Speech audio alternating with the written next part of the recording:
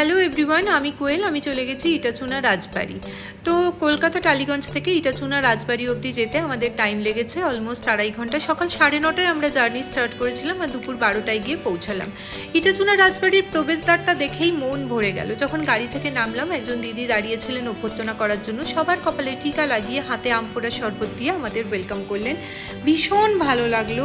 তারপর যখন ওয়েলকাম ড্রিঙ্কসটা খেয়ে যখন ভেতরে গেলাম, মন ভরে গেল যে এত বড় একটা নাট মন্দির, মানে প্রবেশদ্বারের পরেই নাট মন্দির, আর রাজবাড়ির এত সূক্ষ্ম সূক্ষ্ম কাজ, ভীষণ ভালো লাগলো। এত ওয়েল মেনটেন। অনেক দিনের ইচ্ছা ছিল একটা রাজবাড়িতে থাকা, সেই ইচ্ছা পূরণ হয়ে গেল। আমরা যে রুমটায় ছিলাম সেটার নাম হচ্ছে গিন্নিমা। এই উঠোন পেরিয়ে বাঁদিকে যে ঘরটা আছে এটাই হচ্ছে গিন্নিমা। গিন্নিমা রুমের কস্ট ছিল 5,500 টাকা। গিন্নিমা রুমের সাথে ইনক্লুড ছিল টিকিট আর কমপ্লিমেন্টারি ব্রেকফাস্ট।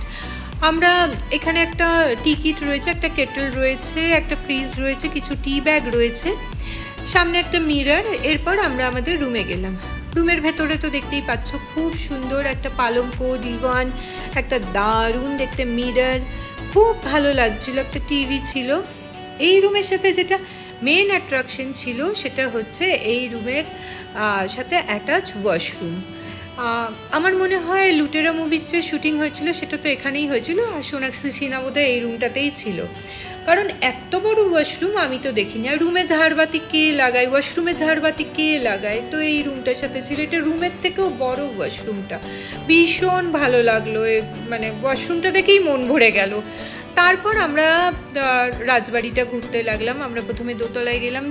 এখানে প্রায় 52খানা সিঁড়ি পার হয়ে আমাদের ওপরে উঠতে হয়েছে দোতলায়। দোতলায় গিয়েই এত ভালো লাগছিল, কি বলবো। আমি তো মানে সিনেমাতেই এরকম সিনারি দেখে থাকি। আমি তো মানে টিনেমাতেই দেখা যায়। যখন আমরা গেলাম তখন খুব ক্লাউডি ওয়েদার ছিল, বৃষ্টিও নেমে গেল।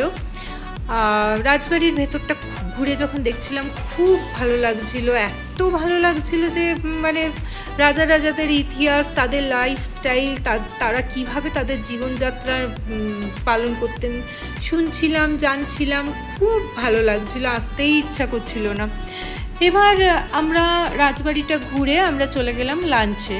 লাঞ্চ আমার খুব একটা ভালো লাগেনি, আমি বলবো না, মানে একদম মোস্ট অর্ডিনারি লাঞ্চ ছিল, কিন্তু যাই হোক রাজবাড়িটা তো এনজয় করেছি। এরপর বিকাল 5টা থেকে 7টা ওখানে একজন গাইড আছেন, উনি পুরো রাজবাড়িটা ঘুরিয়ে দেখান এবং রাজবাড়ির ইতিহাস সম্বন্ধে বোঝান।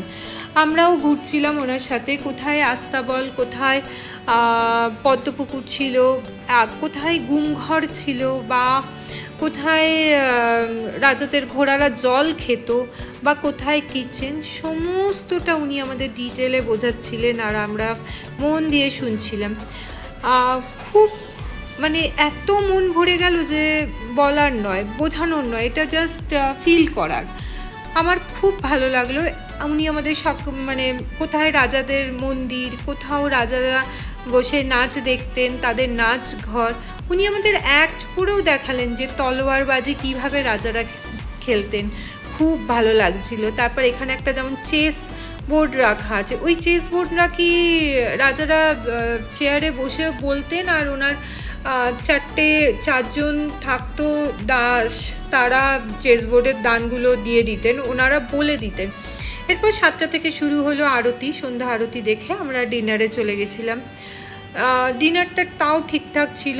একজন দাদা ছিলেন, উনি বাঁশি বাজাচ্ছিলেন ডিনারের ওখানে। রাজারা নাকি ডিনার টাইমে বাঁশির আওয়াজ শুনতেন। খুব ভালো লাগলো ইটাচুনা রাজবাড়ির ইতিহাস শুনে। তো যাই হোক, তোমাদের যদি চ্যানেলটা ভালো লাগে একটু লাইক, শেয়ার, কমেন্ট করে দিও। Thank you.